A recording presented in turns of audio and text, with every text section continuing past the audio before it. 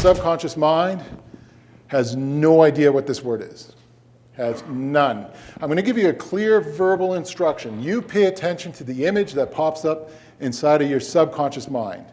So I'm going to give you language, and that image that pops up is your subconscious mind storing my information. So we're going to test it out. Don't think of a pink elephant. I can do this over again. Don't think of an orange. The subconscious mind takes the word don't right out of it.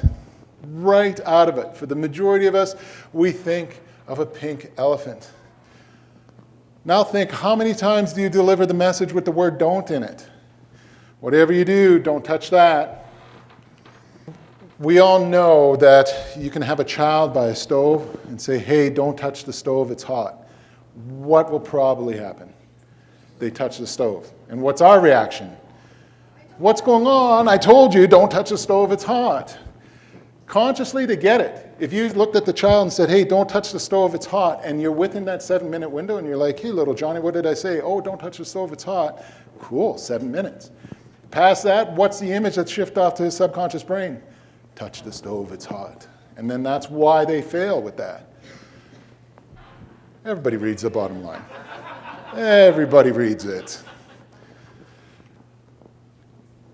Now, we have to ask ourselves, how do we mentor? At work. How do we mentor each other, our peers? How do we mentor at home? Who here can instantly recall saying don't to a young person within the last 4 days? Hey, I present this stuff and I still catch myself doing it. Where I'm like, oh, don't. Oh, wait a minute. And then you reword it and you move forward, right? But it does show a huge different level of success. My wife now, when we're talking if it works on husbands, my wife now totally knows when I'm trying to, she calls it a ninja mind trick, because my language changes. So there'll be times where I start going down the path of being like, hey, the next time you're here and you see this, I would really, and she'll look at me and be like, no, you got that once, and that's it. That's it, I get it now. The other thing we have to watch out for is Yoda had it perfect. There is no try. If I give you an instruction to do something and then at the end I finish, I could give the best instruction in the world. There's no don'ts in it. It's clear, it's concise, it's perfect. But at the end I'm like, okay, let's try it. What have I done to my instruction? Watered it down. Everyone has a different definition of try. You can put a 50-pound box here, say try to lift this.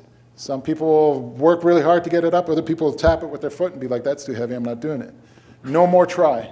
Tries out. This is what we need to do. This is how we're going to do it. Any questions? Let's see if there is. Let's do it. Way different level of success suddenly.